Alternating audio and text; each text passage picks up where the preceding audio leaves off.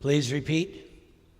Om Namo Bhagavate Vasudevaya. Om Namo Bhagavate Vasudevaya. Om Namo Bhagavate Vasudevaya. Om Namo Bhagavate Vasudevaya. Om Namo Bhagavate Vasudevaya. Om Namo Bhagavate Vasudevaya.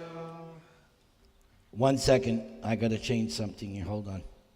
Everybody chant japa, please. Hare Krishna, Krishna Krishna, Hare Hare, Hare Ram, Ram Ram, Hare Hare. One more time. Hare Krishna, Krishna Krishna, Hare Hare, Hare Ram, Ram Ram. One more time, please. Hare Krishna, Krishna Krishna, Hare Hare, Hare Ram, Ram Ram, Hare Hare, Hare Krishna. Thank you. So, the Srimad Bhagavatam, Vyasadeva has written that very scientifically. He puts the Rasa-lila in the 10th canto. And there's a scientific reason for that. Because in the first 9 cantos, we have to first of all understand what we mean by this word Krishna. It's not a simplistic thing. Oh, Krishna means black. Or Krishna means it. No. When we say the word Krishna, 9 cantos of information has to be understood. It's not some simple thing, A, B, C. No. When you come to Srimad Bhagavatam, this is the postgraduate study of God. Graduate study, Bhagavad Gita.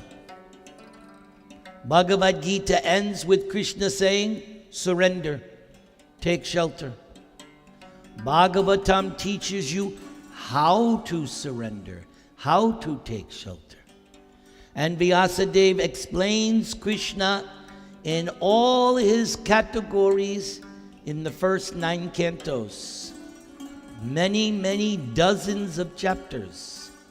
Because I said there are 335 chapters. 10th canto has 90. 11th chapter has 30. 12th canto has 13. So, several hundred chapters in the first 9. Just to explain what we mean by this name, Krishna. So, and in those 90 chapters of Dashamaskanda, 5 chapters deals with Rasa-lila. And those 5 chapters are considered the quintessence of Bhagavatam. So you have asked a very delicate question. I had to spend a lot of time getting ready for this. I can't just like, bloop, bloop. I have to consider very carefully. I have to look at the audience and think at what level I can present. Just like we have a doctor here. Yes, doctor? So when you do your dentistry, it's not ABCs, is it? You have to know what you're doing. You have to spend many years in school. How to do what procedure, am I right? Yes. So in the same way, when you're a preacher, you have to really ponder, how am I going to do this? So first thing is to understand, first of all, Krishna did not do Rasa-lila because he was lusty. Krishna does not do Rasa-lila because he has some lusty desire. No. Because at the end of the narration of Rasa-lila, Maharaj Parikshit asked Shukadeva, wait a second. People are going to have many questions about this Rasa-lila. So Parikshit asked some questions. So Shukadeva said, first of all, Krishna is aptakama. Everybody say. He's self-satisfied. He doesn't need anyone to satisfy his so-called lusty desires. He's aptakama. As soon as Krishna desires something, it materializes. Wish we could do that. I need $1,000. Boom, there it is. You would love to be Krishna, wouldn't you? Your enemies, I don't like this guy. Get rid of him. Boop. No. So Krishna is aptakama. So it doesn't need anybody. Krishna is also, he is Atmarama. He's always happy. He's always in Ananda stage. He's always blissful. So then the question is, why did he do Rasa-lila? Answer is, to satisfy the gopis for their desire. Just like your children, as they were growing up, Daddy, I need this. Did you give them? Yes. Why? Because you love them. Because your children, you love them. When they asked you if it was a good thing, you gave it to them, right? Yes. Why? Because you love. So there are no greater devotees than the gopis. So because the gopis wanted to render service to Krishna, because the gopis wanted to serve Krishna, Krishna arranged the Rasa-lila. Now, consider at what age Krishna did the Rasa-lila. 8. Can an 8-year-old boy be lusty? Impossible. So, he was 8 years old. Next thing. Let's go back to the origin. When did it all begin? Actually, it begins with Ramachandra. We have any Ram Bhaktas here? Anyone worship Lord Ram? Yes. So you all know, Ram took a vow. Eka Patni Vrat, one wife. So there was a pastime during Ram when he was in the Dandakarana. Many rishis and munis came to him and they knew of this, what is called Padakiya Ras. Krishna has many ras. Shanta Ras, Dasya Ras, Sakya Ras, Vatsalya Ras.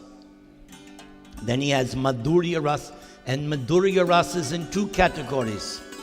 Swakiya, Padakiya. Swakiya, Lakshmi Narayan, husband and wife. Krishna in Dwaraka, Rukmini, and how many queens? 60, only 16,108. But they were each married. So that's Swakiya. But then there is this other one, Padakiya. Amorous, not married, illicit. Spiritually illicit. Transcendentally illicit. Therefore, it's not illicit. Because on the transcendental platform, there is no morality. This is very difficult for us to understand because we live in a moralistic world. Material world is duality, good and bad. Democrat, Republican. Left, right, man, everything's dual. But in the transcendental realm, absolute. Crying is blissful, laughing is blissful. That's the transcendental platform. Even someone looks unhappy, they're actually blissful. So there is no morality, licit, illicit. It's Ananda Chinmaya Rasa. Absolute platform of spiritual bliss. So these sages knew who Lord Ram was. They knew he's not an ordinary human, although Ram looked like a human, right? But these sages knew. How did they know? Shastra. Because they read the Shastras, they had Divya Chakshus. They could see through transcendental vision. This is not some ordinary prince. This is Bhagavan. They were not fooled. So they approached Ramachandra and said, we know who you are, and we know that you have this Madhurya conjugal ras. We would like to enter that with you. And they were qualified because they were great, pure bhaktas, fully in knowledge. Ram said, no, because in this avatar, Eka Patni Vrata. But when I come again as Krishna, then I will fulfill your desire. So when Krishna appeared, those rishis and sages took birth as daughters of the gopis. Now the gopis in Vrindavan are of three categories. I just explained one. These rishis and sages who approached Ramachandra in the forest, that's one group of gopis who took birth in Vrindavan during the Krishna avatar as daughters of grown-up gopis. Another group, demigods' daughters.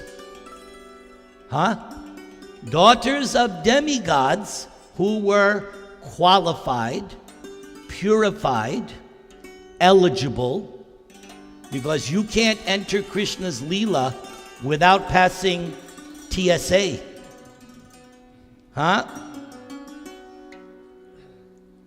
Even Lakshmi was not given clearance, TSA clearance, to enter Rasa-lila.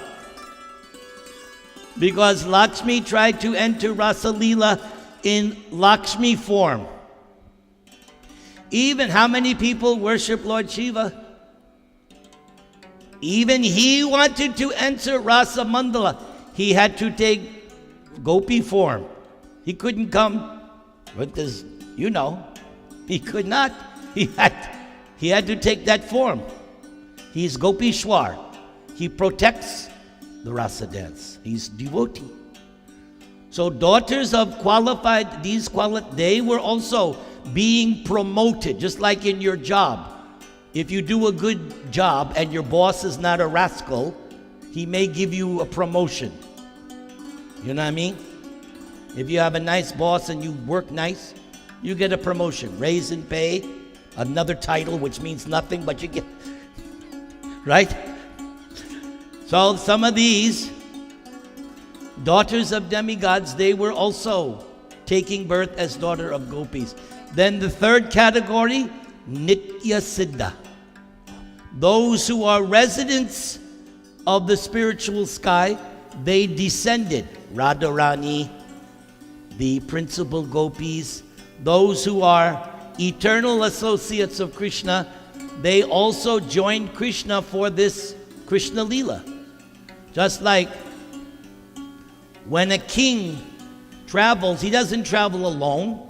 A king has his ministers, and sometimes the queens also. When Krishna went from Dwaraka to Kurukshetra, all the queens went with him for the Kurukshetra eclipse.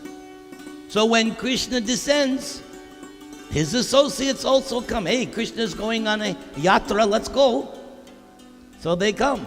So three groups of gopis. Now, when Krishna was 7, what did Krishna do? What did he do? Lifted Govardhan Hill. Before that, before Krishna lifted Govardhan Hill, or actually maybe it was, well, the way it's told, but actually it was in winter, the first month of winter, Hemanta season. The young unmarried gopi girls, they worship either Lord Shiva, or in this case they worship Ambika, goddess Durga. You know Hindu culture. The girls worship to get a good husband. So these young gopi girls, they're all young. So for 1 month, they're entering the Yamuna in the morning, cold. First month of winter, in the morning, cold. They're bathing, and they're worshiping this form of Durga known as Katyayani. Externally, they're worshiping Durga, but actually they're worshiping Yoga Maya, who is the spiritual energy. But externally, it appears they're worshiping this form of goddess Durga. each of the girls secretly, without telling the others, what is she praying? I want to be Krishna's husband. But she's not telling the others. But all of them are secretly desiring and asking Goddess, please let me be married to Krishna. But what Krishna is going to do? He can't marry all of them. It's not possible. So Krishna told them, you have to wait 1 year. 1 year, I will satisfy in one night. One night I'll satisfy your desire that you will be my wife. One night. How long was that night? A night of Brahma. A night of Brahma is millions and millions of years. That means it's still going on. Okay? When Krishna satisfies your desire, you're satisfied for good. So be careful what you ask for Krishna. My spiritual master used to say, when Krishna wants to bless you with your 2 hands, you can't handle because Krishna has 10 hands. And when Krishna wants to take away with your 2 hands, he has 10. Good luck. But when Krishna gives, he gives with 10 hands. So the gopis had to wait 1 year when they were 8. And again, when Krishna does something, it's the best. So he waits for the best night of the year, Sharad Purnima. Sharad Purnima, the autumn moon. And on this night, the moon was very, very beautiful. So Krishna, in the early night, he's in the forest and he plays his flute. And that sound of the flute travels. And the gopis, what are they doing? They're cooking for their husbands. They're bathing. They're taking care of children. They're taking care of the parents. They're doing so many different things because they're ordinary cowherd girls. They have chores, right? I like to make a joke. Even if you're the mother of God, doesn't mean you're sitting back and watching TV all day. Even you're the mother of God, you have to work. Okay? Even in the kingdom of God, you're going to have to go to work. There's no slacking. So these gopis, they have chores. They get up early in the morning from Mangalarti. From Mangalarti, they're taking care of cows, taking care of children, taking care of parents. They're doing so many. From sun up to sundown, the gopis are working. So they're all doing different things. When they hear the sound of Krishna's flute, they stop everything. Boom! And they run because that sound of Krishna's flute is so powerful. No matter what they were doing, if they were getting dressed, boom. If they were eating, ran. They were taking care of babies. Nope. Some of the husbands tried to stop them, and they forcibly stopped them. Those gopis, they gave up their bodies, and their souls went to the Rasa dance. The eternal associates had no problem. Nobody could check the eternal associates. But those who still had some little material desire, some little, they were the ones that were checked. And that anxiety of being prevented, I can't go, they went in their spiritual bodies. So they ran to the spot. Their earrings are swinging. Some of them had put the top part of the dress on the bottom and the bottom part of the dress on top. Some of them came with the cosmetic smear because they were in a hurry. Just like, say, God forbid, wait a second, God forbid, there was an earthquake, right? We would just, Hare Krishna, right? We would try to get shelter. No time to think. So the same way, hearing Krishna's flute was like an earthquake in their heart. They just ran. And When they arrived to see Krishna, Krishna said, "Oh, why did you come?" Just see how Krishna is. What are you here for? And the gopis said, "Hey, stop playing with us. We know what you're doing. How can we not come when we hear the sound of your flute?" But Krishna said, No, it's nighttime now. It's getting dark. You see this forest? There are wild animals. It's not safe for you. You should go back home.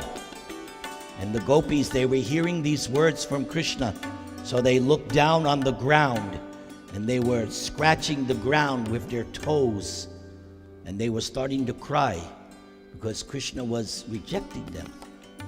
So they gathered some strength and they said, "Krishna, we know the philosophy.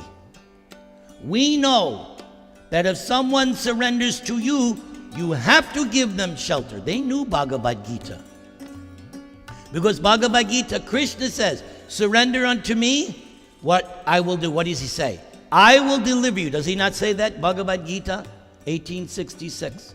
You surrender, I give you shelter. So the gopis knew, no, we have come to surrender, you give us shelter. But Krishna said, "But what about your husbands? What about your children? What about your families?" The gopis said, "No, we can't go back now. It's too late. You have stolen our hearts. You have stolen our minds. We can't go back now." So they defeated Krishna. Krishna was defeated by the gopis. So what did Krishna do? He did a miracle. Now, where does Krishna reside? In the heart. So instead of remaining in the heart, he came outside. Is that a problem for Krishna? If he can be inside, he can come out. So what did Krishna do? For every 2 gopis, there was 1 Krishna. But even though for every 2 there was 1, each gopi was perceiving that she was with Krishna alone. See the double? It's a double mystery. There's 1 Krishna for every 2, but every gopi is thinking, I am alone with Krishna, there's nobody else. It's just me and Krishna. And there are thousands of gopis. And of course, thousands of Krishna. And who's in the middle? Radha and Krishna. Because without Radha, no Rasa-lila. She is the binding link. So the Rasa dance begins. There's music. And the forest of Vrindavan has created a beautiful atmosphere. Flowers are smelling.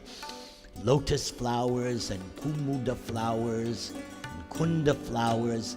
All various flowers in the sky. The sun is starting to set. Very nice. A nice breeze is blowing. Because it's fall. It's the beginning of fall. So it's not hot and it's not cold. It's just right, autumn. The music. Some of the gopis are musicians. And Krishna is dancing with the gopis.